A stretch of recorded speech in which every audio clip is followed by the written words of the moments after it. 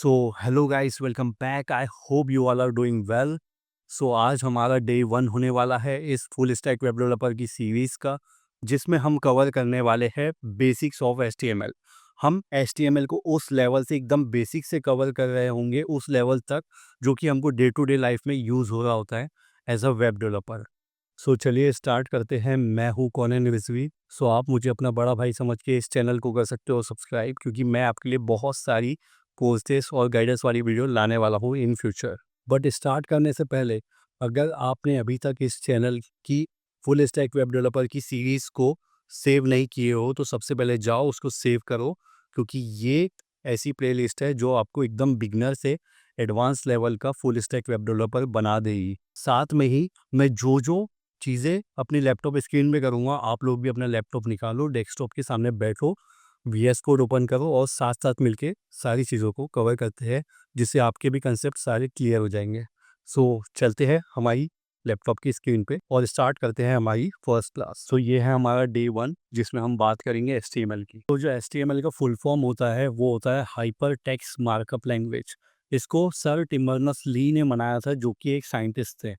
उनका main reason इस HTML को बनाने का ये था कि एचटीएमएल के आने से पहले जो अलग-अलग यूनिवर्सिटीज़ के साइंटिस्ट हुआ करते थे, उनको जब अपनी रिसर्च डॉक्यूमेंट को शेयर करना होता था या दूसरे की रिसर्च डॉक्यूमेंट को एक्सेस करना होता था, तो ये काम वो ईमेल का यूज़ करके किया करते थे। लेकिन जब ईमेल का यूज़ करके वो ये काम किया करते थे, एक दूसरे की रिसर्चेज़ को एक्सेस करना, अपनी रिसर्च उन तक पहुँचाना, तो ये काम काफ़ी ज़्यादा मुश्किल से होता था, एक बहुत ज़्यादा ख़राब एक्सपीरियंस हुआ करता था। तो इसी को साइंटिस्ट टिम बर्नर्स-ली ने देखते हुए एचटीएमएल को डेवलप किया था इन 1991। सो इससे तो हमें ये क्लियर हो गया कि एचटीएमएल को बनाने का जो मेन रीज़न था, वो एकदम अलग था। लेकिन आज के टाइम जो इसका यूज़ होता है, वो टोटली डिफरेंट तरीके से होता है, जो कि हम देखने वाले हैं इस लेक्चर में। तो एचटीएमएल को बनाने का मेन पर्पस ये था कि साइंटिस्ट के बीच में डॉक्यूमेंट शेयरिंग को बहुत ज़्यादा ईज़िली एक्सेसिबल बना दिया जाए। लेकिन because of its additional features, ये आज सिर्फ़ डॉक्यूमेंट शेयरिंग के काम नहीं आता है, ये आज उससे कहीं ज़्यादा यूज़ होता है हमारी वेब डेवलपमेंट में, किसी भी वेबसाइट बनाने में। आप इंटरनेट में जितनी भी वेबसाइट देखते हो, सारी की सारी वेबसाइट, उनका स्ट्रक्चर जो होता है वो एचटीएमएल से बनता है। सो बहुत लोगों के मन में ये भी डाउट होगा कि क्या एचटीएमएल एक प्रोग्रामिंग लैंग्वेज है? सो वेल, इसका सिंपल सा आंसर है नहीं, एचटीएमएल एक प्रोग्रामिंग लैंग्वेज नहीं है। यहाँ पे आप देख सकते हैं प्रोग्रामिंग लैंग्वेजेस के एग्जांपल, जैसे कि सी हो गया, सी प्लस प्लस हो गया, JavaScript, Java, Python, R, Golang, Scala, Ruby. ये सारी प्रोग्रामिंग लैंग्वेजेस है। और बहुत सारी तरीके की प्रोग्रामिंग लैंग्वेज होती है, वो अलग अलग तरीके के लिए, अलग अलग यूजेस के लिए बनाई गई है। सो जो प्रोग्रामिंग लैंग्वेज होती है वो क्यों होती है? वो होती है कोई भी टास्क परफॉर्म करने के लिए या कोई भी कंप्यूटेशन करने के लिए। फॉर एग्जांपल, मैं आपको यहाँ पे जावा का एग्जांपल शो करता हूँ। यहाँ पे आप देख सकते हैं जावा, जो कि एक प्रोग्रामिंग लैंग्वेज है, उसका यहाँ पे कोड लिखा हुआ है, जो कि 2+3 को प्रिंट करवाएगा। ठीक है, system dot out dot print 2+3। सो ये क्या करेगा, 2+3 को प्रिंट करवाएगा। सो जो हमको इसका आउटपुट मिलेगा, आप सभी को पता है कि कैलकुलेटर में 2+3 लिखोगे आप, तो आपको 5 आंसर मिल जाएगा। सो उसी तरीके से हमको जो आउटपुट है यहाँ पे जावा ने ला के दे दिया है, जो कि एकदम करेक्ट है। सो क्या हम कह सकते हैं ये कंप्यूटेशन कर रहा है, कोई टास्क परफॉर्म कर रहा है? हाँ। लेकिन यही सेम चीज़ जब हम एचटीएमएल का यूज़ करके करेंगे, फॉर एग्जांपल आप यहाँ पे देख सकते हैं, एचटीएमएल का कोड लिखा है, यहाँ पे लिखा हुआ है 2+3। अभी आपको यहाँ पे ध्यान देने की ज़रूरत नहीं है, ये H1 क्या लिखा है, ये अभी हम आगे सब देखने वाले हैं, ठीक है? सो यहाँ पे लिखा है H1 के अंदर 2+3। सो जब हम इसका आउटपुट देखते हैं, तो वो हमको क्या दिखता है? 2+3। यहाँ पे हमको 5 नहीं मिला। क्यों? क्योंकि ये एक मार्कअप लैंग्वेज है, ये एक प्रोग्रामिंग लैंग्वेज नहीं है। मार्कअप लैंग्वेज जो यूज़ होती है, वो होती है स्ट्रक्चर बनाने के लिए, किसी भी वेबसाइट का स्ट्रक्चर बनाने के लिए। तो अब हम कह सकते हैं कि एचटीएमएल, सीएसएस ये दोनों ही प्रोग्रामिंग लैंग्वेजेस नहीं हैं, क्योंकि ये कोई कंप्यूटेशन और कैलकुलेशन नहीं करती, ना ही हमारी कोई प्रॉब्लम सॉल्व करने में हेल्प करती है। एचटीएमएल जो है वो मार्कअप लैंग्वेज है, जो कि यूज़ होती है स्ट्रक्चर बनाने के लिए किसी भी वेब पेज का। आप इंटरनेट पे जितनी भी वेबसाइट देखते हो, मोस्टली का स्ट्रक्चर जो होता है वो एचटीएमएल से ही बनता है। अब हम बात करेंगे कि एचटीएमएल, सीएसएस और जावास्क्रिप्ट, ये तीनों के बीच में डिफरेंसेस क्या है और ये कब यूज़ होती है और क्यों यूज़ होती है। सो मैं सबसे पहले आपको एक कार के एग्जांपल से समझाऊंगा। सो देखो, यहाँ पे हमारे पास एक कार है एचटीएमएल के अंदर, जिसमें सिर्फ स्ट्रक्चर बना हुआ है, ना इसमें पेंट है, ना वो अच्छी दिख रही है, ना अभी वो चल सकती है, ठीक है। सो HTML एग्जांपल्स हम इसको क्या कहते हैं, एक ढांचा, एक स्ट्रक्चर। अभी ये सिर्फ एक स्ट्रक्चर है, लेकिन यही HTML के अंदर अगर हम CSS ऐड कर दें, सो अब क्या हो गया, अब हमारी कार जो है वो बहुत ज़्यादा विजुअली अपीलिंग दिखने लगी। यहाँ पे रेड कलर का उसका पेंट हो गया है, यहाँ पे ब्लैक टायर है, यहाँ पे उसका ग्लास है, यहाँ पे उसका मिरर है, यहाँ पे उसका, इसको क्या कहते हैं आप लोग कमेंट में लिख देना। सो ये काफ़ी ज़्यादा विजुअली अपीलिंग दिख रही है, जो कि किसी भी व्यूअर को अगर आपकी वेबसाइट में आता है वो, सो वो क्या देखेगा, सिर्फ सिंपल टेक्स्ट देख के तो बोर हो जाएगा। तो हमको हमारी वेबसाइट को विजुअली अपीलिंग बनाने के लिए उसमें CSS ऐड करना पड़ता है, ठीक है।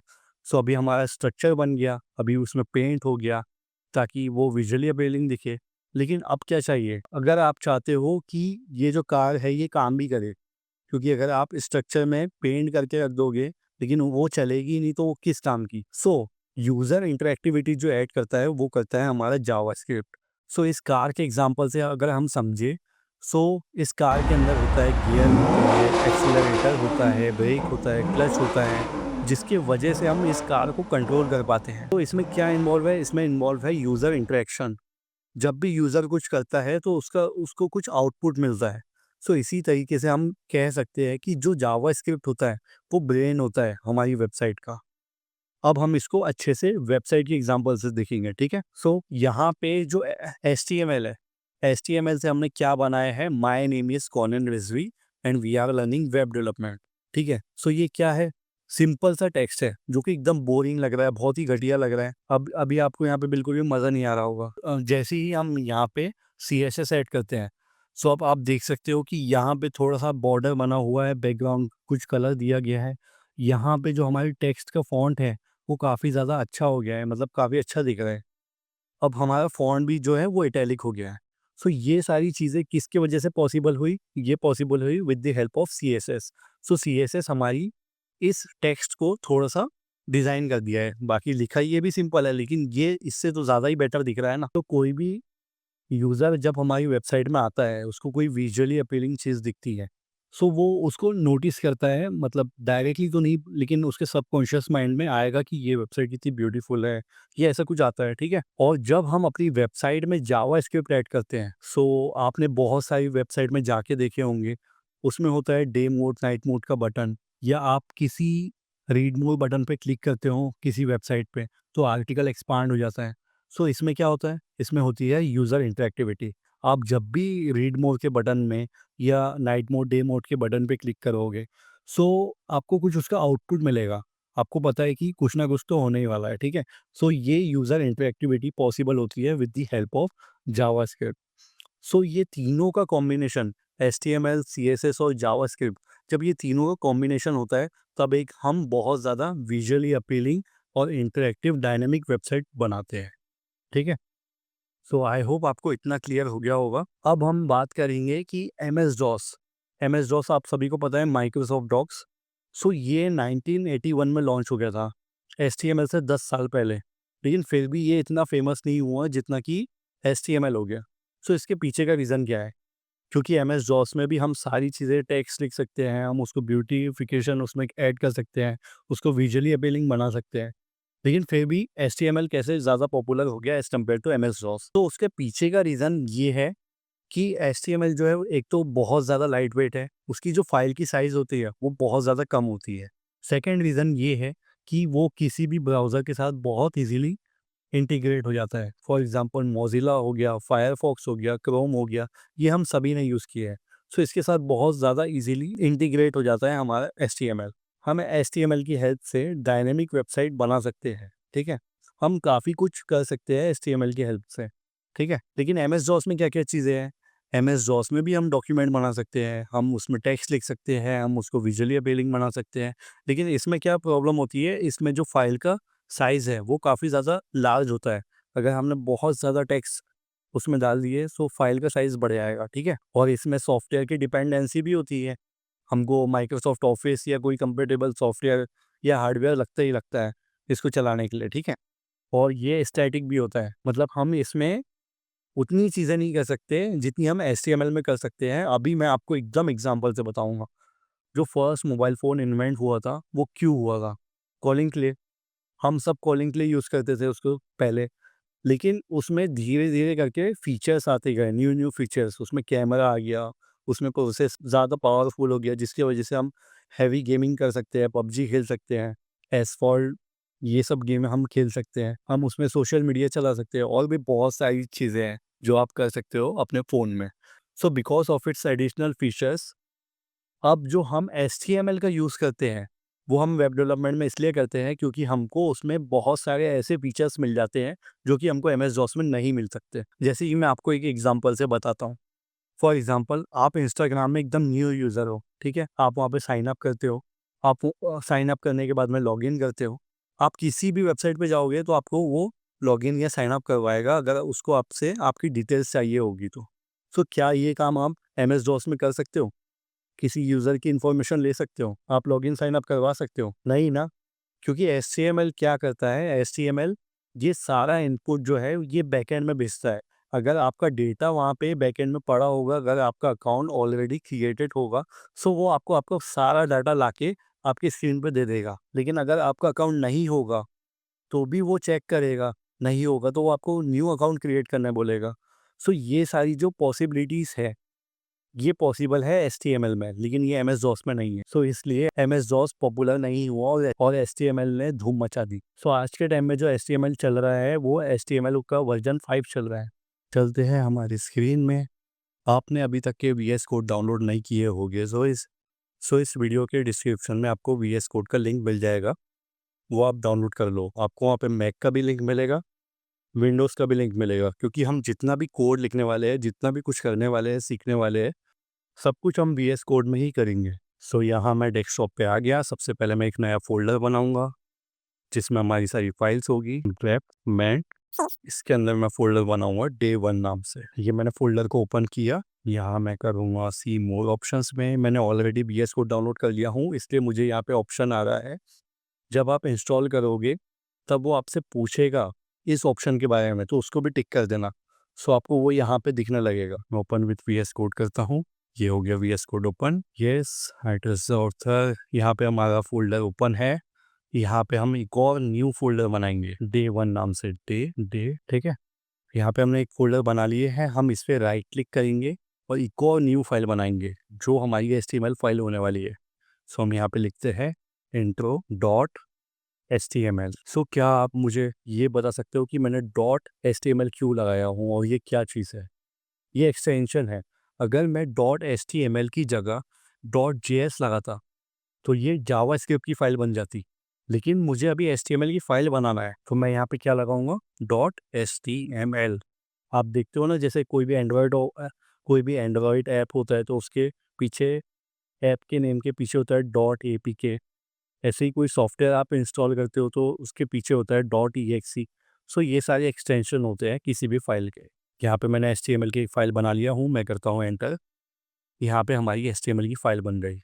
अब हम यहाँ पे अपना काम करेंगे। अब हम अपना यहाँ पे काम करेंगे। लेफ्ट साइड में जो है, आपको सारे फोल्डर और जितनी भी फाइल्स है वो दिख रही होगी। आप चाहो तो इसको हाइड भी कर सकते हो, बट मैं इसको हमेशा विजिबल रखता हूँ, ताकि मुझे आसानी हो फोल्डर्स और फाइल देखने में। यहाँ पे मैं इसको कर देता हूँ कट। यहाँ पे मैं लिखता हूँ hello I M corn Rizvi. तो यहाँ पे मैंने लिखा हूँ hello I M corn Rizvi. यहाँ पे मैंने कंट्रोल F दबा के सेव किया। अब अगर हमको इसको ब्राउज़र में देखना है, तो कैसे देखेंगे हम क्लिक करेंगे यहाँ पे, इस फाइल में राइट क्लिक करेंगे, यहाँ से करेंगे कॉपी पाथ और चलेंगे अपने ब्राउज़र में। हम कोई भी वेबसाइट को कहाँ पे देखते हैं? अपने ब्राउज़र स्क्रीन में ना। सो उसी तरह अगर हमको कोई भी फाइल देखना है, HTML फाइल देखना है, तो हम उसको ब्राउज़र में देखेंगे। सो यहाँ पे मैं न्यू टैब करता हूँ। मैं यहाँ पे करता हूँ कंट्रोल V। यहाँ पे मैं करता हूँ एंटर। सो आप देख सकते हो कि हमको यहाँ पे शो होने लगा hello I M corn Rizvi, जो कि हमने इस VS कोड में लिखा था, इस intro डॉट HTML फाइल में। सो हम यहाँ पे जो भी चीज़ें टाइप करेंगे, अगर हम कॉपी पाथ करके उस ब्राउज़र में देखते हैं, सो वो हमको शो होने लगेगी। सो मैं यहाँ पे और कुछ लिखता हूँ, subscribe to my YouTube channel. So इसी बात पे आप लोग कर दो सब्सक्राइब। और दे दो एक लाइक इस वीडियो, क्योंकि बहुत सारी चीज़ें अभी हम सीखने वाले हैं। सो यहाँ पे मैंने लिख दिया hello I am Conan Rizvi, subscribe to my YouTube channel. मैं इसको कंट्रोल एस दबा के सेव करता हूँ। हम वापस से चलते हैं अपनी ब्राउज़र स्क्रीन में। यहाँ से मैं करता हूँ पेज को रिफ्रेश। मैं यहाँ पे जैसे ही रिफ्रेश किया, तो हमने जो भी चीज़ वहाँ पे लिखे थे, हमने जो भी चीज़ अपने वीएस कोड में लिखे थे, वो हमको यहाँ पे शो कर रही है।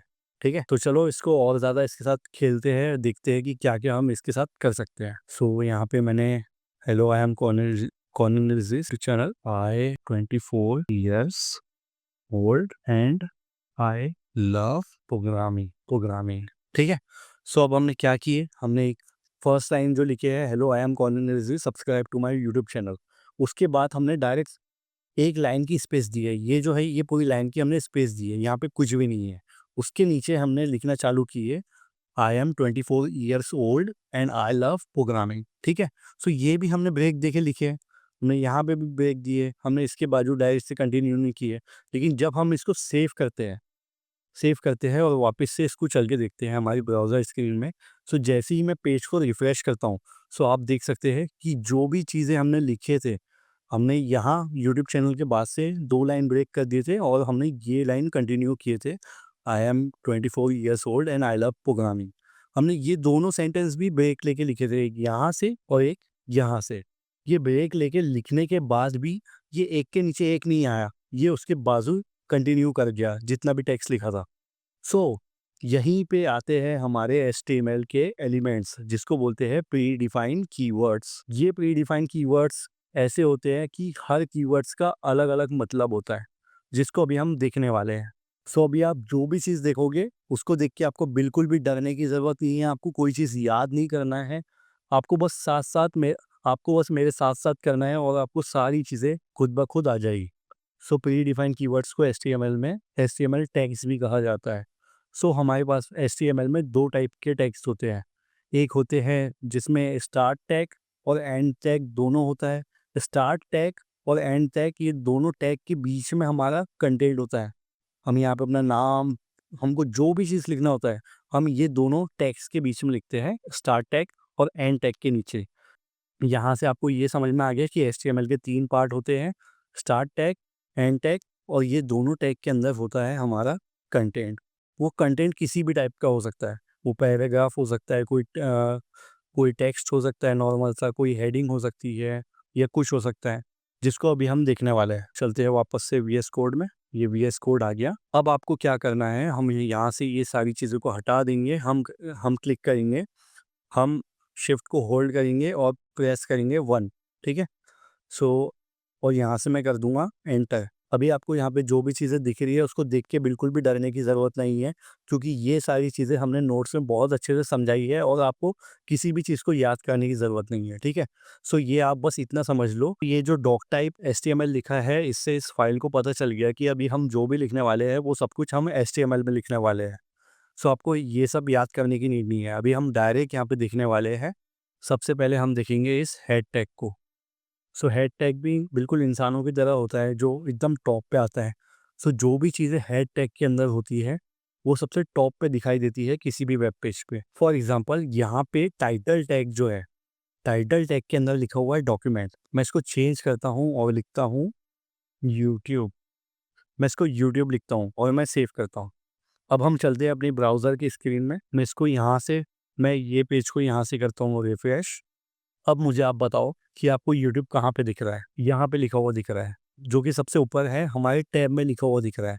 सो इससे आप ये समझ जाओ कि अगर आप किसी भी वेबसाइट पे जाते हो, फॉर एग्जांपल विकिपीडिया मैं खोल लेता हूँ, मैं विकिपीडिया की वेबसाइट में जाता हूँ। तो मैं जैसे ही विकिपीडिया की वेबसाइट में गया, तो यहाँ पे जो ये विकिपीडिया लिखा है, अब आपको समझ में आ गया होगा कि ये लिखा हुआ है हेड टैग के अंदर टाइटल में। सो जितनी भी वेबसाइट होती है, उसका जो जो भी टाइटल लिखा जाता है, ये वो यहाँ पे शो हो रहा होता है हमारे टैब में। ठीक है, सो ये आपको समझ में आ गया। अब हम चलते हैं और बाकी के टेक्स्ट को देखते हैं। आपको इतना समझ में आ गया कि जो भी चीज़ आप सबसे टॉप पे लिखोगे वो आएगी हेड टैग में। अब हमको बॉडी बनाना है जिसमें हमारा मेन कंटेंट होने वाला है। वो कंटेंट किसी भी टाइप का हो सकता है। फॉर एग्जांपल आपने मैगजीन्स देखी होगी, आपने न्यूज़ आर्टिकल्स देखे होंगे। सो हम उसी टाइप की सारी चीज़ें एचटीएमएल में भी बना सकते हैं। बट अभी हम उस पर फोकस नहीं करेंगे। अभी हम देखेंगे जितने भी HTML टैग है वो कहाँ कहाँ यूज़ होते हैं और क्यों यूज़ होते हैं। सो जो सबसे पहला टैग है हमारा वो है हेडिंग टैग। सो आपको इसके नाम से समझ गया होगा कि ये हेडिंग लिखने के काम आता है। तो आपको किसी भी वेबसाइट में कोई भी चीज़ की हेडिंग लिखना हो तो ये हम वन टैग का यूज़ करते हैं, H1 से लेके H6 तक। जो H1 टैग होगा वो सबसे बड़ा होगा, जो H2 टैग होगा वो H1 से छोटा होगा, जो H3 टैग होगा वो H2 से छोटा होगा, जो H4 टैग होगा वो H3 से छोटा होगा, जो H5 टैग होगा वो H4 से छोटा होगा, जो H6 टैग होगा वो H5 से छोटा होगा। सो अभी हम इसी को देखेंगे, ठीक है। सो मैं चलता हूँ, यहाँ पे मैं लिखता हूँ। सो सबसे पहले ऐसे लिखेंगे हम लोग H1, इसको क्लोज करेंगे। यहाँ पे इसका ये हमारा स्टार्ट टैग हो गया, ये हो गया हमारा क्लोजिंग टैग टैग जिसको हम बोलते हैं, ठीक है। इसके अंदर लिखेंगे दिस इज हेडिंग। अब हम इसको सेव करते हैं और चलते हैं ब्राउज़र में। जैसे ही मैं इस पेज को रिफ्रेश करता हूँ तो यहाँ पे हमारे पास आ गया हेडिंग 1। जब टैग्स लिखे थे तो वो बहुत ज़्यादा छोटे थे, हम ना उसको बोल्ड कर पा रहे थे, ना हम उसमें स्पेसेस दे पा रहे थे, ना हम उसकी डिज़ाइन चेंज कर सकते थे, क्योंकि वो किसी भी HTML टैग का यूज़ करके नहीं लिखा गया था। हमने यहाँ पे H1 टैग का यूज़ किया है जिससे सबसे बड़ी हेडिंग आती है, ठीक है। अभी हम देखेंगे यहाँ पे। अब मैं लिखता हूँ हेडिंग 2, ओके। यहाँ से मैंने लिखा हेडिंग 2, ये हो गया हमारे पास सेकंड हेडिंग टैग। ये जो टैग होगा ये H1 से छोटा होगा, जिसको अभी हम देखेंगे, हेडिंग 2। मैं इसको भी सेव करता हूँ, हम जाएंगे ब्राउज़र में, हम यहाँ फिर से देखेंगे। सो आप देख सकते हो जो हमने H1 टैग में लिखा है वो सबसे बड़ा है, जो H2 टैग में लिखा है वो H1 से छोटा है। अब हम यहाँ पे एक साथ सारे टैग लिख लेते हैं। यहाँ मैं लिखता हूँ H3, दिस इज हेडिंग। अब मैं यहाँ पे लिखता हूँ, यहाँ मैंने H1 हेडिंग से लेके H6 हेडिंग तक के लिख दिया हूँ। मैं जाऊँगा ब्राउज़र में, करते हैं इस पे पेज को रिफ्रेश। सो आप देख सकते हो हमने सारी हेडिंग एक साथ लिख दी है। जो H1 है वो सबसे बड़ा है, जो H2 है वो H1 से छोटा है, जो H3 है वो H2 से छोटा है, जो H4 है वो H3 से छोटा है, जो H5 है वो H4 से छोटा है, जो H6 है वो H5 से छोटा है। सो आप किसी भी टॉपिक के बारे में एक्सप्लेन कर रहे हो और उसमें कई सारे सब टॉपिक आपको लिखने हो, उसकी सब हेडिंग्स लिखनी हो, तो आप H1 टैग से लेके H6 टैग तक यूज़ कर सकते हैं। ये हमने कवर कर लिया हेडिंग टैग को। अब हम देखेंगे पैराग्राफ टैग को। सो पहले मैं नॉर्मली आपको पैराग्राफ लिख के दिखाता हूँ, ठीक है। यहाँ पे मैं सिंपल सा कोड ले लेता हूँ, lorem 40। lorem 40 या आप lorem कितना भी लिखो तो वो उतने ही वर्ड का आपको चीज़ें दे देगा। सो यहाँ पे इतना बड़ा जो है हमको मिल गया है। मैं करता हूँ इसको सेव, चलते हैं ब्राउज़र स्क्रीन में, करता हूँ मैं इस पेज को रिफ्रेश। सो देखो हमको यहाँ पे इतनी बड़ी लाइन आ गई है। तो क्या ये अच्छी दिख रही है? क्या इसको और बेटर बनाया जा सकता है? क्या हम इसको बोल्ड कर सकते हैं? क्या हम इसको इटैलिक कर सकते हैं? The answer is no, because हम यहाँ पे कोई HTML का टैग यूज़ नहीं कर रहे हैं। सो अगर आपको कोई भी लॉन्ग पैराग्राफ लिखना है, सो उसके लिए हमारे पास में आता है पैराग्राफ टैग, जिसको P टैग बोलते हैं। जैसे ये H1 टैग था हेडिंग के लिए। सो हम यहाँ पे लिखेंगे पैराग्राफ टैग। सबसे पहले मैं इसको यहाँ से हटा देता हूँ। मैं यहाँ पे लिखता हूँ P टैग। ये P टैग लिख लिए। अब हम लिखेंगे lorem 80। अब हमारे पास इतना बड़ा पैराग्राफ आ गया है, ठीक है। हम इसको करते हैं सेव, हम यहाँ पे जाते हैं, इसको रिफ्रेश करते हैं। अब हमारे पास इतना बड़ा पैराग्राफ आ गया। तो पहले जो हमने लिखे थे वो भी सेम था, अभी हमने जो लिखे हैं वो भी सेम है, लेकिन अब जो लिखा है वो है पैराग्राफ टैग के अंदर। सो अब अगर मुझे इन टैग में किसी भी एक वर्ड को एम्फसाइज करना है, उसको बोल्ड करना है, उसको इटैलिक करना है, या उसके साथ कुछ भी हमें करना है, सो हम डायरेक्टली कर सकते हैं with the help of P tag. For example यहाँ पे लॉरेम इप्सन यहाँ तक के लिखा है, यहाँ मैं इलीट के बाद में एक ब्रेक लेना चाहता हूँ, ठीक है। यहाँ पे मैं इलीट के बाद में ब्रेक लेना चाहता हूँ। सो ये हमको इलीट मिल गया। यहीं पे आता है हमारा थर्ड टैग, जो कि होता है BR टैग, मतलब ब्रेक टैग। यहाँ से हम लाइन को ब्रेक कर देंगे। फॉर एग्जांपल मैं बिना ब्रेक किए मैं यहाँ पे एंटर क्लिक करता हूँ, यहाँ पे मैं सेव करता हूँ इसको। अब हम फिर से चलते हैं, देखते हैं इसको रिफ्रेश करके। सो यहाँ पे कहीं पे भी ब्रेक नहीं हुआ। हमने VS कोड में तो ब्रेक दे दिए, लेकिन यहाँ पे बिल्कुल भी ब्रेक नहीं आया, ठीक है। सो उसके लिए आता है हमारा थर्ड टैग जो कि होता है B R tag. B R tag जो है वो सेल्फ क्लोजिंग टैग है। जैसे पहले टाइप का टैग था उसमें स्टार्ट टैग भी था, एंड टैग भी था। जैसे जैसे इसमें भी स्टार्ट टैग और एंड टैग है, इसमें भी स्टार्ट टैग और यहाँ पे हमारे पास में है एंड टैग। इसमें भी स्टार्ट टैग और एंड टैग है। लेकिन अभी जो हम यहाँ पे यूज़ करने वाले हैं वो सेल्फ क्लोजिंग टैग है। उसको कोई एंड टैग या क्लोजिंग टैग की नीड नहीं है। ये हमने यहाँ पे बी आर टैग लगा लिए। हम करते हैं इसको सेव। अभी हम चलते हैं अपने स्क्रीन में, इसको करते हैं रिफ्रेश। सो आप देख सकते हो हमने इसके पहले कितनी भी बार एंटर प्रेस किए वो लाइन ब्रेक वीएस कोड में तो हो गई, लेकिन वो हमारी यूआई में ब्रेक नहीं हुई क्योंकि हमने पैराग्राफ को पी टैग के अंदर लिखा, हमने उसके अंदर बी आर टैग का यूज़ किया। सो यहाँ से लाइन ब्रेक हो गई। अब वो जो भी चीज़ें उसके आगे की थी वो हमको नेक्स्ट लाइन में शो हो रही है। मैं आपको फिर से और करके दिखा देता हूँ। यहाँ पे बी आर टैग, यहाँ मैं इसको कॉपी कर लेता हूँ। मैं इसको यहाँ से ये एक थोड़े आगे जाके ये दो, ठीक है। मैं इसको सेव कर लेता हूँ। हमने 3 बार ब्रेक ब्रेक टैग का बी आर टैग का यूज़ किया है। अब मैं डायरेक्ट इसको रिफ्रेश करूँगा। सो अब आप देख सकते हो कि लाइन जो है वो ब्रेक हो गई है, जो कि पहले पॉसिबल नहीं था। सो यही फ़ायदे होते हैं एचटीएमएल में जितने भी टैग्स हैं उनको यूज़ करने का। सबके अलग-अलग यूज़ केसेस होते हैं। हमको ज़रूरत के हिसाब से हम उनको यूज़ करते हैं। आप चाहो तो ऐसे बीआर टैग का यूज़ करके ब्रेक दे सकते हो, या आप जब भी पैराग्राफ लिख रहे हो तो आप अलग-अलग पी टैग भी यूज़ कर सकते हो, अलग-अलग पैराग्राफ लिखने के लिए या लाइन्स लिखने के लिए। उससे भी ब्रेक आ जाएगा, ठीक है? फॉर एग्ज़ाम्पल हम यहाँ पे एक और पी टैग का यूज़ करते हैं। अभी हमने न्यू पैराग्राफ टैग का यूज़ किया है। अभी हम चलते हैं ब्राउज़र स्क्रीन में, इसको करते हैं रिफ्रेश। सो अब जो है हमारे पास ब्रेक भी आ गया है और हमको न्यू लाइन में भी चीज़ मिल गई है। सबसे इम्पोर्टेंट चीज़, आप एक टैग को कितने भी बार यूज़ कर सकते हो किसी भी एचटीएमएल फाइल में। हम हेडिंग कितने भी बार यूज़ कर सकते हैं, हम पैराग्राफ कितने भी बार यूज़ कर सकते हैं, इसकी कोई लिमिट नहीं है, ठीक है? हमको जितने बार उसकी नीड है, हम उतने बार इन सारी चीज़ों को यूज़ कर सकते हैं। तो हमने यहाँ पे पैराग्राफ टैग लिख लिए हैं। हमको जब भी ब्रेक देना था लाइन में, तब हमने पैराग्राफ के अंदर बी आर टैग का यूज़ किए थे। ये जो ब्रेक मिल रहा है, इसके वजह से पॉसिबल हो पा रहा है। और बी आर टैग जो होता है, वो होता है सेल्फ क्लोजिंग टैग। ये होता है सेल्फ क्लोजिंग टैग। इसका ना कोई स्टार्ट टैग है, ना कोई एंड टैग है। ये बस हमने इतना सा लिखे, बस इतना ही सारा टैग है और ये हमारा सारा काम करके दे रहा है। आपके मन में ये डाउट आ सकता है कि कब हमें सेल्फ क्लोजिंग टैग यूज़ करना है और कब हमें स्टार्ट टैग और एंड टैग का यूज़ करना है। उसी कन्फ्यूजन को हम यहाँ पे दूर करेंगे। यहाँ पे आप देख सकते हैं, यहाँ पे काफ़ी सारे टैग है, जैसे कि हेड टैग हो गया, इसके अंदर कुछ टैग्स है, जैसे टाइटल टैग हो गया। यहाँ पे बॉडी टैग है, इसके अंदर हमने कुछ टेक्स्ट को ऐड किया है, जैसे ये हेडिंग्स के 6 टैग हो गए। यहाँ पे पैराग्राफ टैग हो गया, यहाँ पे भी पैराग्राफ टैग हो गया, यहाँ पे बी आर टैग हो गया। फिर हमने ये बॉडी वाला जो टैग है इसको क्लोज कर दिए।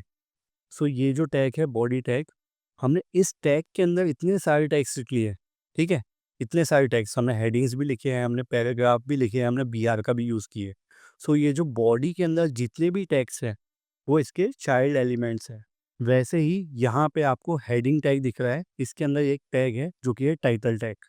और ये जो मेटा है, ये ये सारे भी ये जो हेडिंग टैग है, ये इसके चाइल्ड एलिमेंट्स है। मतलब एक के अंदर एक एलिमेंट नेस्टेड। मतलब फॉर एग्जांपल हम एवेंजर्स की बात करेंगे तो उसमें कुछ मार्वल्स के कैरेक्टर रखेंगे। सो ये उनके सब टॉपिक हो गए। सो इसी तरीके से जो बॉडी है ये हमारी पेरेंट टैग है और ये जो जितना भी कंटेंट हमने इस बॉडी के अंदर लिखा है ये इसका चाइल्ड कंटेंट है।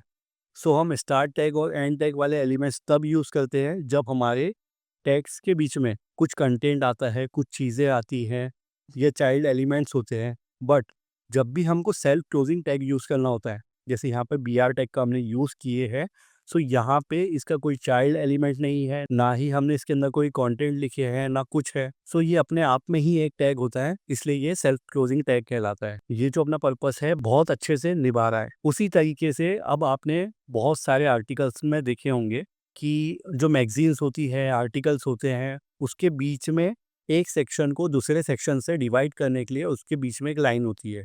सो वो लाइन कैसे बनाते हैं अब हम ये देखते हैं। सो उसके लिए भी हम एक और सेल्फ क्लोजिंग टैग का यूज़ करने वाले हैं जो कि होने वाला है हमारा HR tag. HR means horizontal row. ठीक है। सो मैं यहाँ पे लिख देता हूँ HR, यहाँ पे HR, इसको करता हूँ क्लोज, मैं इसको करता हूँ सेव। चलते हैं अपनी ब्राउज़र की स्क्रीन में। मैं इस पेज को जैसे ही रिफ्रेश करूँगा, सो अब आप देख सकते हो यहाँ पे नीचे लाइन आ गई। सो हमने एक सेक्शन को दूसरे सेक्शन से डिवाइड करने के लिए ये हमने HR टैग को यूज़ किए है। सो आपको ये अच्छे से क्लियर हो गया कि कब हम सेल्फ क्लोजिंग टैग यूज़ करते हैं और कब हम स्टार्ट टैग और एंड टैग दोनों यूज़ करते हैं। अब हम बात करने वाले हैं एंकर टैग की। सो आप स्क्रीन पे इस इमेज को, इस वीडियो को देख के क्या समझ पा रहे हो? यहाँ पे एक शिप है जो कि कनेक्टेड है शोर से, ठीक है। वो किसकी मदद से कनेक्ट है? एंकर की वजह से। जो पानी में गया हुआ है एंकर, शिप कनेक्टेड है शोर से। उस शिप ने शोर से लिंक किया हुआ है। सो मैं इसको वेबसाइट की एग्जांपल से समझाता हूँ आपको। हम यहाँ पे ओपन करते हैं विकिपीडिया वेब डेवलपमेंट। अब मैं जाता हूँ इस विकिपीडिया पेज में। मैं इस विकिपीडिया पेज को ओपन करता हूँ, तो मैं यहाँ पे ओपन करता हूँ फ्रंट एंड डेवलपर को। अभी हम कौन से वेब पेज में? अभी हम वेब डेवलपमेंट की विकिपीडिया साइट पे हैं। लेकिन जैसे ही मैं इस ये जो ब्लू वाला टेक्स्ट दिख रहा है इस पे क्लिक करता हूँ, तो हम कहाँ पहुँच जाते हैं? अभी हम कहाँ पे थे? वेब डेवलपमेंट वाले पेज में। बट अब हम कहाँ पे हैं? फ्रंट एंड डेवलपमेंट वाले पेज में। सो क्या हम ये कह सकते हैं कि ये जो फर्स्ट पेज था, जो कि हमारा वेब डेवलपमेंट वाला पेज था, वो कनेक्टेड है फ्रंट एंड वेब डेवलपमेंट वाले पेज से? कह सकते हैं। तो अभी हम इसी को बनाने वाले हैं। सो मैं चलता हूँ आपकी VS कोड की स्क्रीन में। एंकर टैग क्या करता है? वो एक पेज को दूसरे पेज से कनेक्ट करता है, दोनों को लिंक करता है आपस में। ये हमने लिख लिए एंकर टैग। अब मैं यहाँ पे कोई कंटेंट लिख लेता हूँ। यहाँ पे लिखता हूँ मैं यूट्यूब। मैंने यहाँ पे यूट्यूब वेबसाइट लिख लिया। अभी हम इसको करते हैं सेव। चलते हैं ब्राउज़र की स्क्रीन में इसको करते हैं रिफ्रेश। सो अब आप यहाँ पे देख सकते हैं कि यहाँ पे यूट्यूब वेबसाइट शो होने लगा है हमको, ठीक है। यूट्यूब वेबसाइट आ गया है, बहुत खूब। अगर मैं इस यूट्यूब वाली बटन पे क्लिक करता हूँ, इस पे मैं बार बार क्लिक करता हूँ, तो अभी कुछ भी नहीं हो रहा है। कुछ हो रहा है? नहीं हो रहा है। ये बिल्कुल वैसी की ये बिल्कुल जैसे का वैसा है, ठीक है। जैसा सारे टेक्स्ट है, ये भी बिल्कुल वैसा ही है। ना कुछ हो रहा है, ना ये अभी लिंक है। सो यहीं पे आता है हमारा नया कंसेप्ट, जिसको कहते हैं हम एट्रीब्यूट्स। सो एट्रीब्यूट क्या करता है? एट्रीब्यूट हमको और ज़्यादा कंट्रोल प्रोवाइड करता है किसी भी टैग को यूज़ करने में। अभी हमने यहाँ पे एंकर टैग को यूज़ कर लिया, एंकर टैग के अंदर हमने कंटेंट भी लिख लिए, ठीक है। लेकिन अब हम इस पेज को लिंक कैसे करेंगे आपस में? तो वही लिंक करने के लिए हमको यूज़ करना पड़ेगा एट्रीब्यूट्स। एंकर टैग के अंदर हम लोग यूज़ करते हैं href को। ये होता है रेफरेंस के लिए। हम एट्रीब्यूट को ऐसे यूज़ करते हैं, ये एक एट्रीब्यूट है href। सो इस href के अंदर हम अपने वेबसाइट के लिंक को ऐड करेंगे, ठीक है। सो मैं यहाँ से लिखता हूँ, यहाँ से मैं जाता हूँ यूट्यूब पे, youtube.com। यहाँ से मैं youtube.com गया। अब मैं इस youtube.com को कर दूंगा यहाँ पे पेस्ट, ठीक है। अब ये क्या हो गया? एंकर टैग के अंदर हमने यूज़ किए हैं href एट्रीब्यूट को, जिसके अंदर यूट्यूब का लिंक है, ठीक है। यूट्यूब का लिंक है। मैं करता हूँ इसको सेव। मैंने सेव कर लिया। चलते हैं अपनी वेब पेज पे, फिर से करते हैं पेज को रिफ्रेश। अब आप यहाँ पे क्या डिफरेंस देख रहे हो? जैसे ये सारा टेक्स्ट है, वैसे ही नॉर्मल था, लेकिन अब क्या हो गया है? इसका कलर चेंज हो गया है। कलर चेंज हो गया है। सो यहाँ पे क्या है? यहाँ पे कौन से कलर का है? ब्लू कलर का, ठीक है। हम जैसे इस पे हवर करते हैं, सो नीचे अंडरलाइन आ जाती है।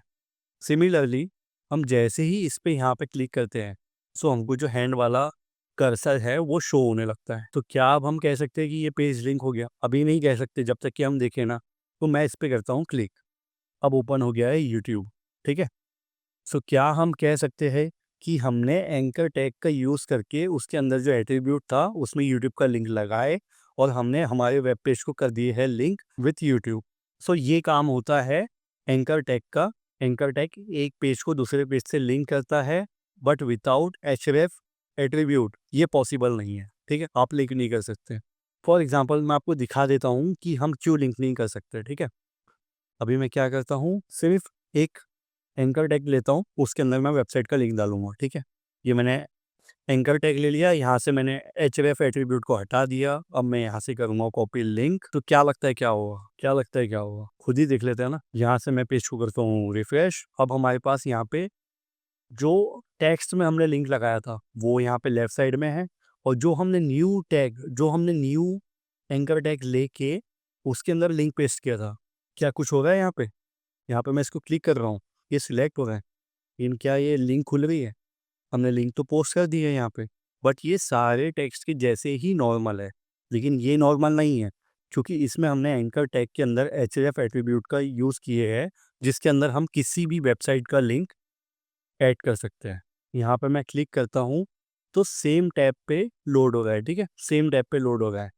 लेकिन अगर मैं चाहता हूँ कि जब भी कोई इस लिंक पे क्लिक करे तो एक न्यू टैब ओपन हो जाए, एक न्यू टैब खुल जाए, तो उसके लिए मुझे क्या करना होगा? क्योंकि हम चाहते हैं ना कि कोई भी आए तो हमारी वेबसाइट में बहुत देर तक के रहे, जिससे गूगल हमारी वेबसाइट को ज़्यादा प्रेफरेंस देता है। हम ये चाहते हैं ना। सो अगर हम कोई एक्सटर्नल वेबसाइट पे अपने यूज़र को भेज रहे हैं, तो हम नहीं चाहते कि जो हमारा टैब है वो क्लोज हो जाए और यूज़र हमारी वेबसाइट से चला जाए। तो यहीं पे आता है हमारा एक और एट्रीब्यूट, जिसको बोलते हैं हम लोग टारगेट। यहाँ पे href टैग है जिसके अंदर लिंक है, लेकिन हम एक और टैग का यूज़ करेंगे, टारगेट का। और यहाँ पे मैं यूज़ करता हूँ ब्लैंक का, ठीक है। यहाँ पे मैंने इसको सेव किया। चलते हैं फिर से हमारे वेब पेज में, पेज को करते हैं रिफ्रेश। वेट आई थिंक मैंने सेव नहीं किया, हाँ सेव है, चलो। सो अब मैं अपने ये यूट्यूब वाले वेबसाइट पे क्लिक करता हूँ, ठीक है। अब क्या हुआ? अब क्या हो गया? अब आप देख सकते हो कि जो हमारा पहले यहीं पे लोड हो जा रहा था पेज, वो अब न्यू टैब पे ओपन हो रहा है। सो हमारा वेब पेज तो खुला ही हुआ है अभी भी, लेकिन ये जो है जब भी हम यूज़र को भेजेंगे, सो एक नए टैब पे सारी चीज़ें मिलेगी उसको। तो इससे क्या होगा?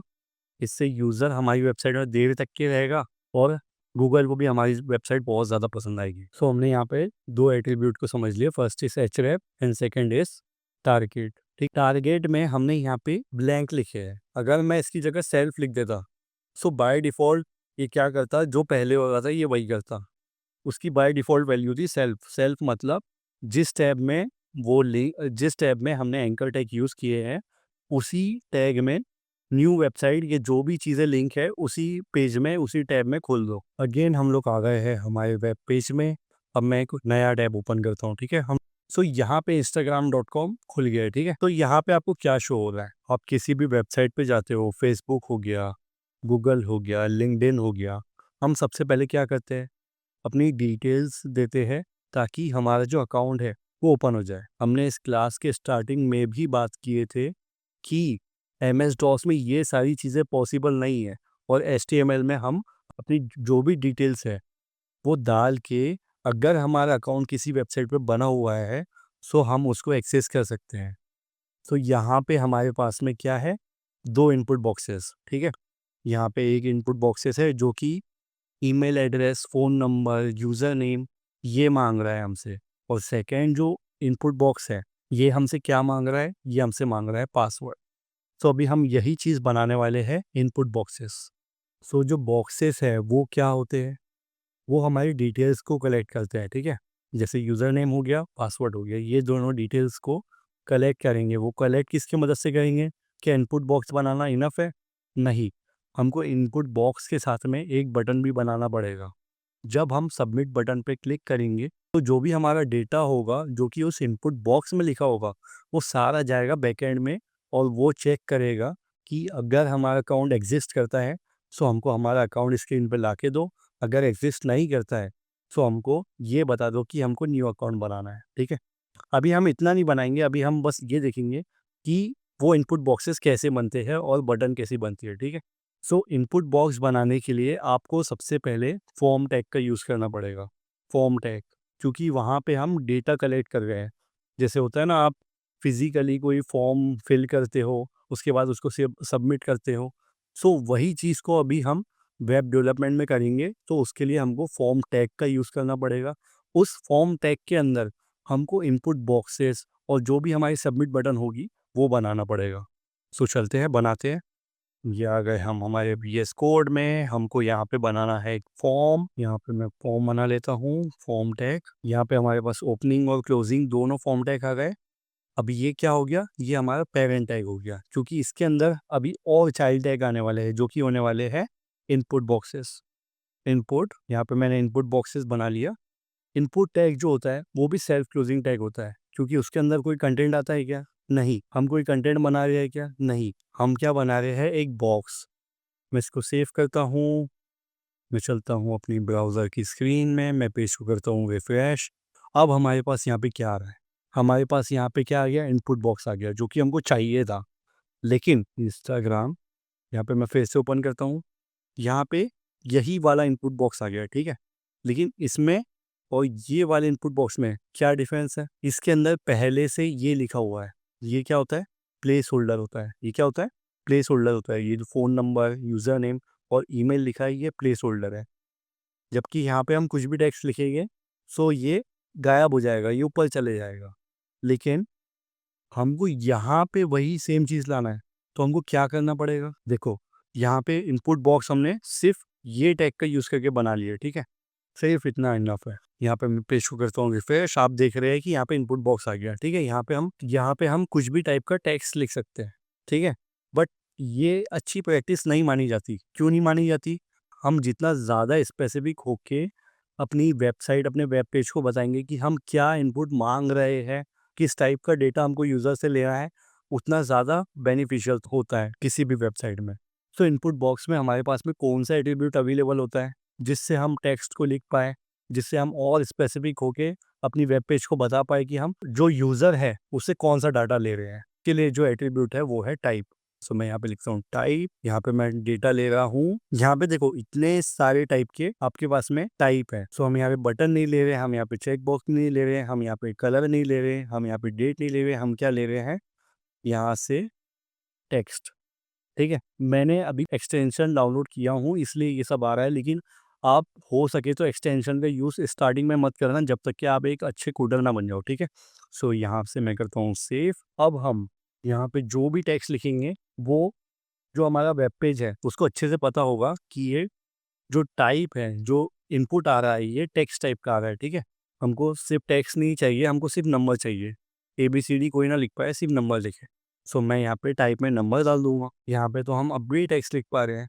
सो हाँ, लिख पा रहे हैं, लेकिन जो बेस्ट प्रैक्टिसेस होती हैं, हमको वो फ़ॉलो करना चाहिए as a good web developer. So हम इसको यहाँ से हटाएँगे, हम यहाँ पे उसको उसी टाइप का इनपुट देंगे, ठीक है? सो अभी इसको ज़्यादा ना बात करते हुए, ठीक है, अभी मैं इसको कर देता हूँ टेक्स्ट। अब हमने ये इंस्टाग्राम पेज में क्या देखे थे, इसके अंदर ऑलरेडी कुछ लिखा हुआ आ रहा था, जिससे यूज़र को ये समझ में आता है कि ये जो इनपुट बॉक्स है, इसके अंदर आखिर डालना क्या है, ठीक है? जब उसको ये समझ में आ जाएगा, तब वो ईज़िली डाल लेगा। तो अभी हम यही चीज़ अपने वेब पेज पे करेंगे। हमने इनपुट बॉक्स बना लिए, जो कि अभी ब्लैंक है। सो इसके लिए जो एट्रीब्यूट यूज़ होता है, वो होता है प्लेस होल्डर। प्लेस होल्डर, ठीक है? प्लेस होल्डर नाम का एट्रीब्यूट बना लिए। अब हम यहाँ पे लिखेंगे एंटर ईमेल। अब मैं करता हूँ इसको सेव, चलता हूँ अपने वेब पेज पे आ गया, पेज को कर लिया रिफ्रेश। अब देखो, अब यहाँ पे क्या आ गया? एंटर ईमेल आ गया। हमारे इनपुट बॉक्स के अंदर एंटर ईमेल आ गया है with the help of place holder attribute. So attribute हमारे इसी तरह बहुत ज़्यादा हेल्पफुल होते हैं हमारे सारे टैग्स में, जितने भी HTML के टैग होते हैं। किसी भी टैग में एक एट्रीब्यूट या मल्टीपल एट्रीब्यूट्स हो सकते हैं। जैसे यहाँ पे आप देख रहे हो, यहाँ पे हमारे पास में टाइप भी एट्रीब्यूट है, जो प्लेस होल्डर है वो भी एट्रीब्यूट है, ठीक है? सो एक इनपुट बॉक्स हमने बना लिए है। अब हम सेकेंड इनपुट बॉक्स बनाएंगे हमारा पासवर्ड लेने के लिए, ठीक है? सो यहाँ पे मैं फिर से लिखता हूँ इनपुट, यहाँ पे मैंने इनपुट लिख लिया। यहाँ पे हम एट्रीब्यूट यूज़ करेंगे, फिर से हम लिखेंगे टाइप। अब अगर मैं टेक्स्ट लिख दूँ, मैं इसको सेव करता हूँ, मैं फिर से एक प्लेस होल्डर नाम का एट्रीब्यूट लेता हूँ, यहाँ पे लिखता हूँ एंटर पासवर्ड, ठीक है? Enter password. अब मैंने ये लिख दिया, ठीक है? मैं इसको सेव करता हूँ, चलता हूँ अपने वेब पेज पे, करता हूँ पेज को रिफ्रेश। अब हमारे पास में एक और इनपुट टैग आ गया है, जो कि हमारा पासवर्ड लेगा, ठीक है? मैं जब भी इसमें कुछ लिखता हूँ, तो क्या अगर आपके बाजू कोई बैठा हुआ है और आप अपना पासवर्ड एंटर कर रहे हो, तो ये रिस्क वाली बात नहीं है? हो सकता है आपकी बैंक की डिटेल हो या कोई चीज़ हो, तो ये कॉन्फिडेंशियल चीज़ है, ठीक है? सो इससे बचने के लिए कि ये जो टेक्स्ट है ये विजिबल ना हो, हमने जो यहाँ पे टाइप में टेक्स्ट यूज़ करे करे हैं, इसकी जगह हमको यहाँ पे लिखना पड़ेगा पासवर्ड। हमको HTML को बताना पड़ेगा, हम यहाँ पे पासवर्ड ले रहे हैं। जो भी हम टेक्स्ट लिखने वाले हैं, उसको छुपा देना कि सामने वाला देख ना पाए, ठीक है? सो मैं इसको करता हूँ सेव, चलते हैं हमारे वेब पेज में। मैं पेज को करता हूँ रिफ्रेश। अब मैं यहाँ पे डाल देता हूँ अपना ईमेल, KRizvi@gmail.com। ठीक है। यहाँ पे हमने अपना ईमेल डाल लिए है, अब हम यहाँ पे अपना पासवर्ड कुछ भी लिख के सेट करेंगे, ठीक है। जैसे 1 2 3 4 5 6। तो क्या अब आप देख पा रहे हो पासवर्ड आपको शो हो रहा है? कोई आपके बाजू में बैठा होगा, जब तक कि वो एकदम एक्यूरेटली आपके हैंड मूवमेंट्स, कीबोर्ड की बटन ना देख पाए, तब तक कि वो पासवर्ड को पहचान नहीं पाएगा, ठीक है। क्योंकि अब यहाँ पे क्या आ गया है, पासवर्ड आ गया है, ये हाइड हो चुके हैं ये सारे कैरेक्टर्स। हमने यहाँ पे सीख लिए हैं इनपुट बॉक्सेस को बनाना। इनपुट बॉक्सेस को हम फॉर्म के अंदर बनाते हैं। फॉर्म के अंदर बनाते हैं हम इनपुट बॉक्सेस के लिए इनपुट टैग का यूज़ करते हैं। इनपुट टैग के अंदर हम एट्रीब्यूट्स का यूज़ करते हैं। जिस टाइप का हमको इनपुट लेना है, वो टाइप का हम यहाँ पे इनपुट ले सकते हैं, नंबर का, पासवर्ड का, ईमेल का। और जिस टाइप का हमको यूज़र से डेटा लेना है, उसको यूआई पे शो करवाना है कि हमको उससे किस टाइप का डेटा चाहिए, वो हम क्या कहाँ पे लिखते हैं, वो हम लिखते हैं प्लेस होल्डर। ये 2 चीज़ समझ में आ गई? बहुत खूब। अब हमने यूज़र से डेटा तो ले लिए है, उसका ईमेल ले लिया, उसका पासवर्ड ले लिया, अब हमको उसको सबमिट भी तो करवाना है।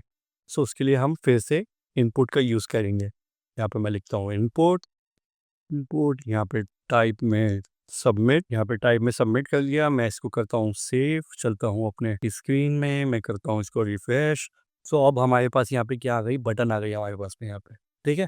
अभी ये फंक्शनल नहीं है, जब तक कि हम इसमें जावास्क्रिप्ट ऐड नहीं करेंगे ये फंक्शनल नहीं होगी, ठीक है। अभी हमने सिर्फ इनपुट बॉक्सेस बनाए हैं और बटन बनाया है, और मैं यहाँ पे एक और एट्रीब्यूट को यूज़ करूँगा, वैल्यू। इसकी वैल्यू क्या है? इसकी वैल्यू है सबमिट। ये क्या करता है, ये जितनी भी डिटेल्स जो कि फॉर्म के अंदर है, जो कि इनपुट बॉक्सेस के अंदर है, उसको सबमिट करता है, ठीक है। सो ये था हमारा फॉर्म, इनपुट बॉक्सेस, और कैसे हम बटन बनाते हैं जिससे हम अपना फॉर्म, अपने क्रेडेंशियल सबमिट कर पाए। सो आई होप आप लोगों को बहुत ज़्यादा मज़ा आ रहा होगा अब तक।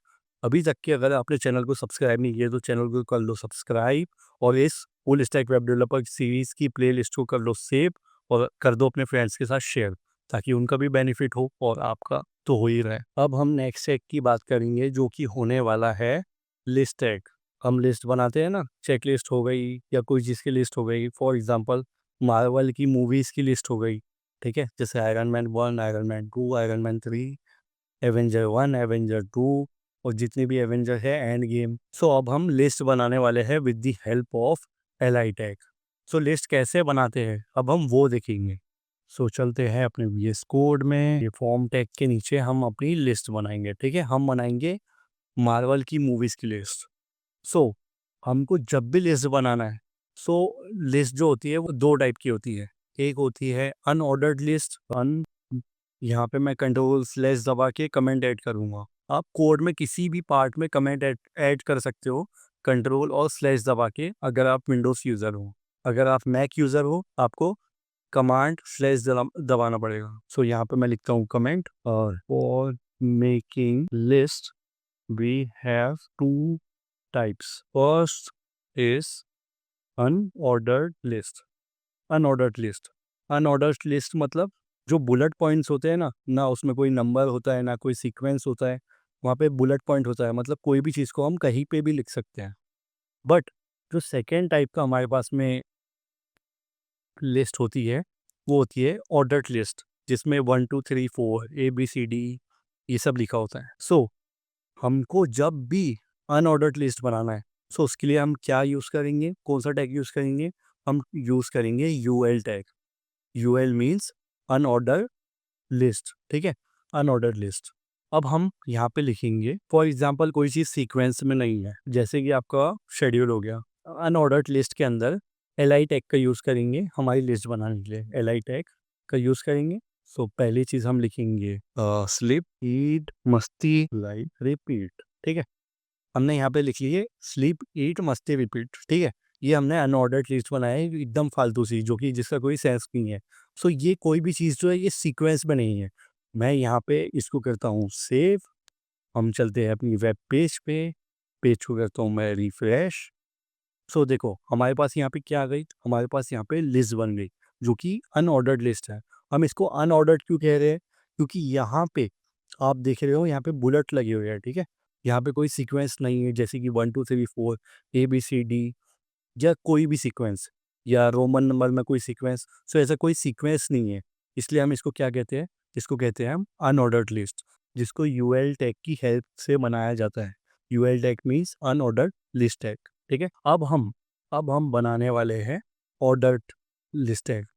सो अब आप यूएल से समझ गए कि अनऑर्डर्ड लिस्ट बनता है। सो ऑर्डर्ड लिस्ट कैसे बनाते हैं हम, with the help of O L tag. ठीक है, with the help of O L tag. यहाँ पे ओ एल टैग ले लिया हमने। अब इसके अंदर हम वापस से 4 एलिमेंट्स लेंगे, जो कि है एल आई टैग।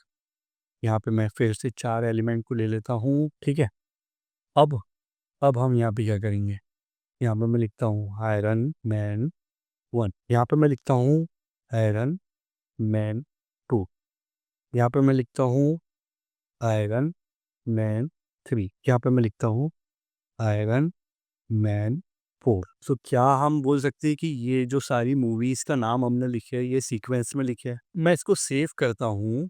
सेव करने के बाद हम चलते हैं हमारी ब्राउज़र की स्क्रीन में, चलते हैं हमारे वेब पेज में, करते हैं रिफ्रेश। सो अब क्या हुआ, अब क्या हुआ, यहाँ पे आ रहे थे बुलेट्स बने हुए, क्योंकि ये अनऑर्डर्ड लिस्ट थी।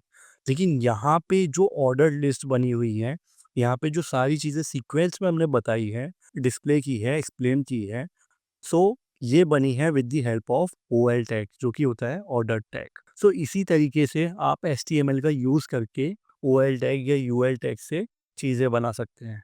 लेकिन यहाँ पे तो बुलेट पॉइंट दिख रहे हैं हमको, ठीक है, यहाँ पे भी 1 2 3 4 दिख रहा है। अगर मैं चाहता हूँ कि ये जो 1 2 3 4 है, मुझे ये नहीं चाहिए, मुझे चाहिए ABCD हो यहाँ पे, तो हम कैसे करेंगे, तो ये हम कैसे करेंगे, उसके लिए हमारे पास एक कोर एट्रीब्यूट आता है जो कि हमको कंट्रोल देता है। वो कौन सा एट्रीब्यूट होता है, इसमें भी होता है हमारे पास में टाइप। टाइप में हम क्या लिखेंगे, हम यहाँ पे सारे ऑप्शन दिए गए हैं। अगर आप ए लिखते हो जो कि कैपिटल ए है, अब हम इसको सेव करते हैं, इसको देखते हैं। ठीक है, तो मैं रिफ्रेश। अब हमारे पास में यहाँ पे क्या आ गया, यहाँ पे हमारे पास में आ गया ABCD। ठीक है, मैं इसको करता हूँ आई। तो आई क्या होता है हमारे पास में, ये जो है ये रोमन नंबर का सिंबल होता है, ये आई मतलब 1। ठीक है, इन रोमन नंबर्स। सो मैं इसको कहता हूँ सेव, यहाँ से करता हूँ मैं रिफ्रेश। मैंने सेव नहीं किया, हाँ सेव नहीं किया, ओके। सो मैं यहाँ से करता हूँ अपने पेज को रिफ्रेश। सो अब देखो यहाँ पे रोमन नंबर में हमारे पास में सीक्वेंस आने लगी है। सो आप इसी तरीके से एक्सपेरिमेंट कर सकते हैं। जितना ज़्यादा आप एक्सपेरिमेंट करोगे, आपको चीज़ें पता चलती जाएगी, माहिर हो जाओगे ये सब करने में। देखो मैंने स्मॉल आई लिखा, सो यहाँ पे स्मॉल आई वाले रोमन नंबर आ रहे हैं मेरे पास में। सो आ रहा है ना मज़ा, यस।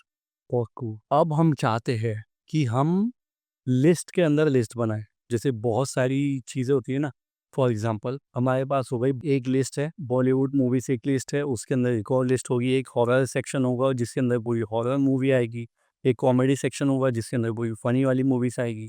ठीक है, सो अब हम नेस्टेड लिस्ट बनाएंगे। मतलब नेस्टेड मीन्स लिस्ट के अंदर लिस्ट, ये जो लिस्ट है इसके अंदर हम एक और लिस्ट बनाएंगे। ठीक है, सो वो कैसे बनाते हैं अब हम वो देखेंगे। सो अगर आप लोग एकदम ध्यान से देख रहे हो इस लेक्चर को, तो काफ़ी लोग मेरे बनाने के पहले ही बना चुके होंगे। ठीक है, सो आप अगर बना सकते हो सो इस वीडियो को करो पॉज और फिर चेक करो जब मैं बनाता हूँ। ठीक है, सो यहाँ पे आई होप आपने पॉज कर दिए होगे। ओके, सो अगर आपने बना लिए तो बहुत खूब, और जिन्होंने नहीं बनाया अब वो बनाएंगे। ठीक है, सो मैं यहाँ पे यूज़ करूँगा यूएल टेक का। ठीक है, मैं यूएल टेक का यूज़ करूँगा क्योंकि हम कोई सीक्वेंस में बात कर ही नहीं रहे हैं। यहाँ पे सीक्वेंस टाइप का यूज़ करूँगा। यहाँ पे मैं लिखूँगा एट्रीब्यूट लूँगा टाइप, यहाँ पे लिखूँगा मैं 1। ठीक है, यहाँ पे मैंने 1 लिख लिया। अब हम लिस्ट बनाने वाले हैं।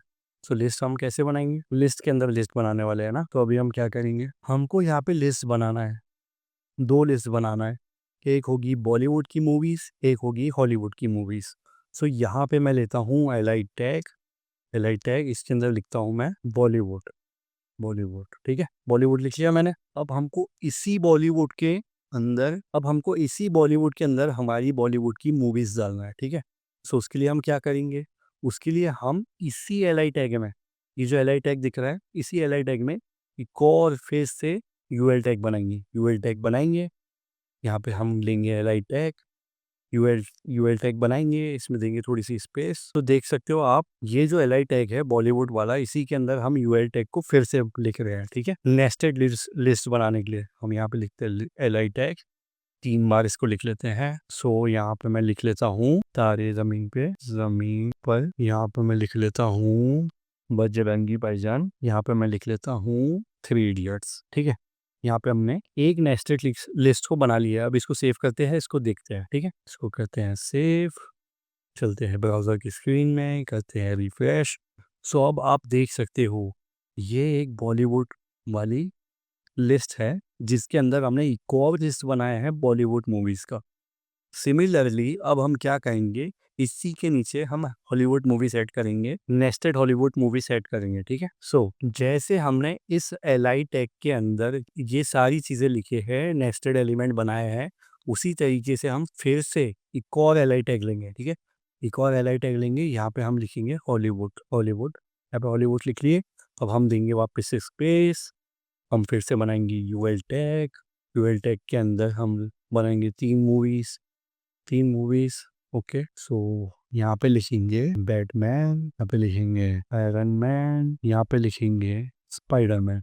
ठीक है, स्पाइडरमैन, ये तीनों लिख लिया हमने। इसको करते हैं सेव। अब देखो, चलते हैं हमारे ब्राउज़र की स्क्रीन में, करते हैं इस पेज को रिफ्रेश।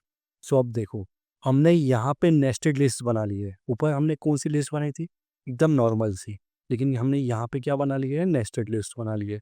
लिस्ट के अंदर लिस्ट, मतलब बहुत सारी होती है ना, बॉलीवुड, टॉलीवुड, सैंडलवुड, कॉलीवुड, जितना भी होता है, तो उसके अंदर हमने सारी चीज़ों को नेस्टेड तरीके से लिख लिए हैं, ताकि जब भी कोई यूज़र आए तो उसको पता रहे कि ये जो मेन सेक्शन है, इसके नीचे का कंटेंट और ये जो इसके नीचे जो चीज़ें आती है, इसके बारे में जो चीज़ें सब सेक्शंस है, वो इसके नीचे है। ठीक है, सो हमने ये भी बना ली है। सो अब हम बात करेंगे, आप किसी भी वेबसाइट पे जाते हो, आप स्क्रॉल करते हो, अगर सिर्फ टैक्स हो उस वेबसाइट पे, तो क्या आपको वो वेबसाइट अच्छी लगेगी? नहीं, क्योंकि आज के टाइम में जितनी ज़्यादा आई प्लीजिंग चीज़ें होती है, जितनी ज़्यादा हमको अट्रैक्टिव चीज़ें दिखती है, हमारा जो अटेंशन होता है वो डायरेक्टली इनडायरेक्टली वहीं पे जाता है। ठीक है, सो उसके लिए हम अपनी वेबसाइट में क्या कर सकते हैं, हम डिज़ाइन तो कर सकते हैं सीएसएस की वजह से मदद से, जो कि हम आगे सीखेंगे, लेकिन उसके भी अलावा हम एक और चीज़ कर सकते हैं, हम अपनी वेबसाइट में बहुत अच्छी अच्छी इमेजेस ऐड कर सकते हैं।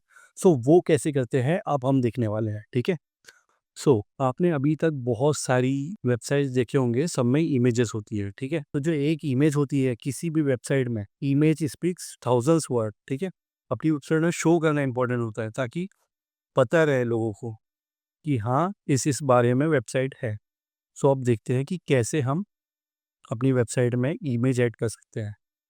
सो अभी ये हमारा वेब पेज है, कैसे दिख रहा है एक बार आप देख लो, शक्ल देख लो। थोड़ी सी चीज़ें कर लेते हैं रिवाइज। H1 टैग से लेके H6 टैग तक की हेडिंग्स बनाई है। पैराग्राफ का यूज़ करके हमने पैराग्राफ लिखा है।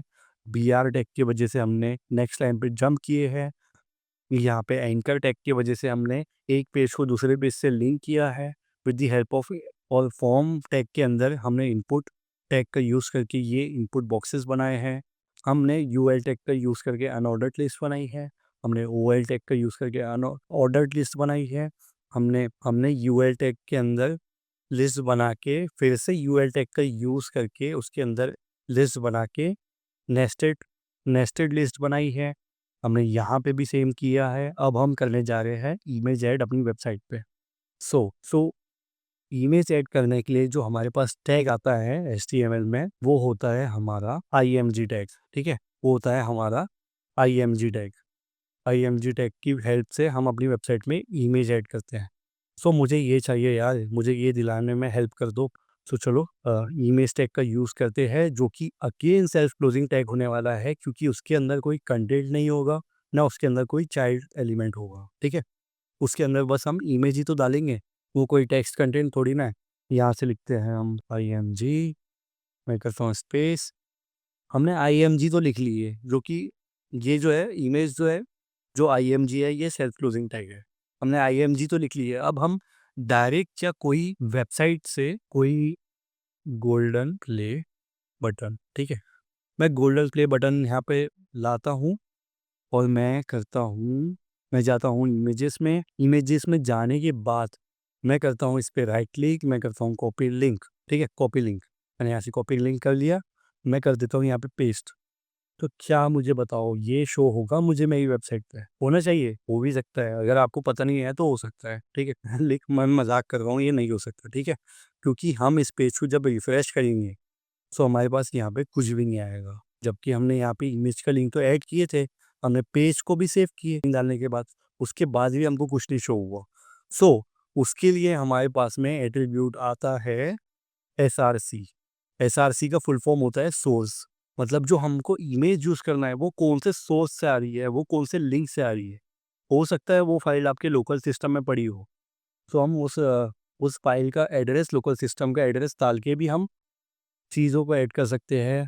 जैसे इमेजेस हो गई, कोई कंटेंट हो गया, कोई पीडीएफ हो गया, कोई डाउनलोडेबल चीज़ें हो गई। सो वो उसका जो पाथ है वो जाएगा यहाँ पे, इमेज का पाथ जाएगा एसआरसी में। अब हमने एसआरसी में ये जो इमेज हमको मिली थी गोल्डन प्ले बटन की गूगल से, हमने इसका लिंक कॉपी करके ऐड कर दिया है कहाँ पे, एसआरसी में, ठीक है? ये बहुत बड़ा लिंक है। सो मैं करता हूँ इसको सेव, ठीक है? सेव कर दिया मैंने। चलते हैं अपनी वेबसाइट पे, अपने वेब पेज पे, करते हैं इस पेज को रिफ्रेश। आई थिंक लिंक में कोई गलती हो गई, छोड़ो, मैं कोई और लिंक को यूज़ कर लेता हूँ। मैं जाता हूँ, मैं यूज़ करता हूँ इसको, ठीक है? हाँ, ठीक है। अब मैं इस इमेज का लिंक यहाँ से करूँगा कॉपी। कॉपी इमेज एड्रेस, आपको कॉपी इमेज एड्रेस करना है, आपको कॉपी लिंक एड्रेस नहीं करना है, ठीक है?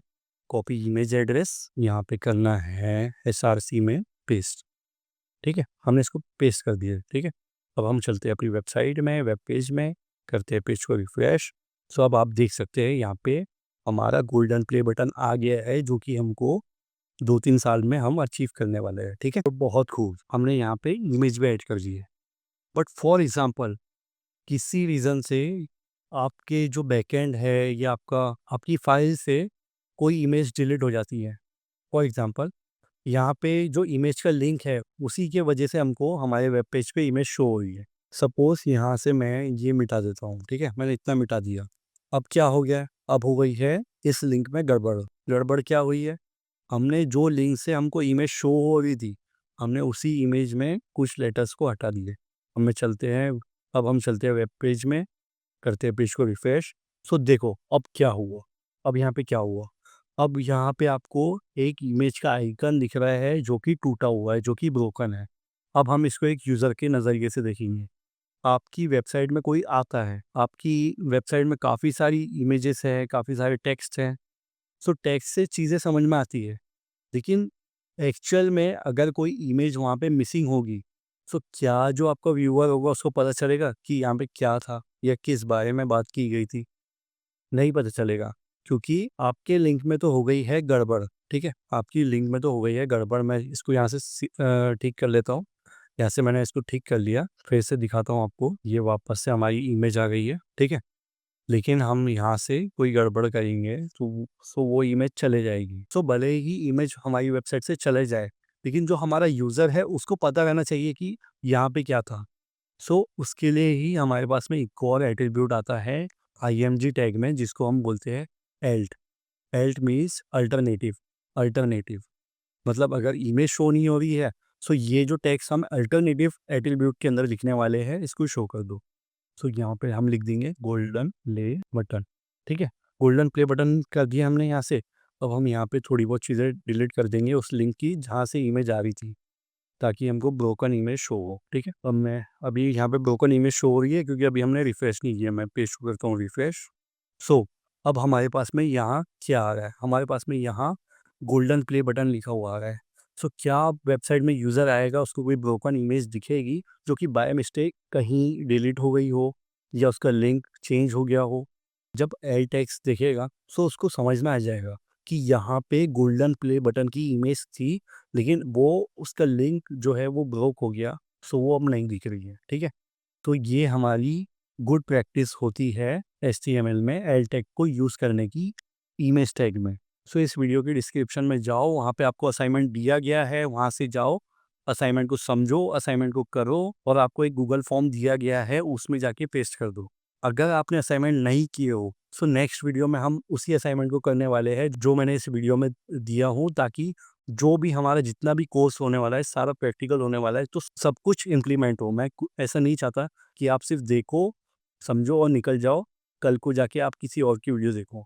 मैं नहीं चाहता, मैंने कोर्स बनाया हो तो एकदम बेस्ट बनाया हो, ताकि मैं आपको एकदम प्रैक्टिकल नॉलेज दे सकूँ। तो असाइनमेंट को कंप्लीट करो और इस वीडियो के डिस्क्रिप्शन में आपको सारे नोट्स मिल जाएँगे, असाइनमेंट की लिंक मिल जाएगी, आपको एक गूगल फॉर्म मिलेगा जिसके अंदर आपको असाइनमेंट का लिंक पेस्ट करना है, ठीक है? इस वीडियो को ज़्यादा से ज़्यादा लोगों तक के शेयर करो, चैनल को कर दो सब्सक्राइब, नीचे कमेंट करो अगर आपके कोई डाउट है। सो मेरा इंस्टाग्राम हैंडल दिया गया है, आप मुझसे वहाँ पे पूछ सकते हो कुछ भी, आपको जो भी पूछना है। अगर आपको कोई टॉपिक पे वीडियो चाहिए तो मैं वो भी लाने की पूरी कोशिश करूँगा। तो मिलते हैं कल फिर से असाइनमेंट वाली वीडियो में। अब मैं डायरेक्ट सीएसएस स्टार्ट करने वाला हूँ, हम उसी के साथ-साथ एचटीएमएल, सीएसएस, जावास्क्रिप्ट सारी चीज़ें एक-एक करके सीखते जाएँगे। मैं आपको गारंटी देता हूँ कि आप कुछ दिन में ही जॉब के लिए एकदम रेडी हो जाओगे। सो मेरी तरफ से पूरी हार्ड वर्क है, बस थोड़ा-सा एफर्ट दे दो और इस वीडियो को शेयर कर दो, सब्सक्राइब कर दो इस चैनल को, और कमेंट करके बताओ वीडियो कैसी लगी। कोई डाउट है तो उसको कमेंट में लिख दो। सो मैं हूँ कॉनन रिजवी, साइनिंग ऑफ। अगर यहाँ पे असाइनमेंट मैंने अपलोड कर दिया होगा सो वो यहाँ पे आपको डिस्प्ले पे शो हो रहा होगा। अगर आप चाहते हो कि अभी असाइनमेंट कंप्लीट हो जाए और आपको प्रैक्टिकल एक्सपीरियंस मिल जाए, तो जाके जल्दी से उस असाइनमेंट को कर दो, ठीक है? सो मिलते हैं नेक्स्ट वीडियो में और करते हैं स्टार्ट अपना सीएसएस। चलो bye bye, all the best.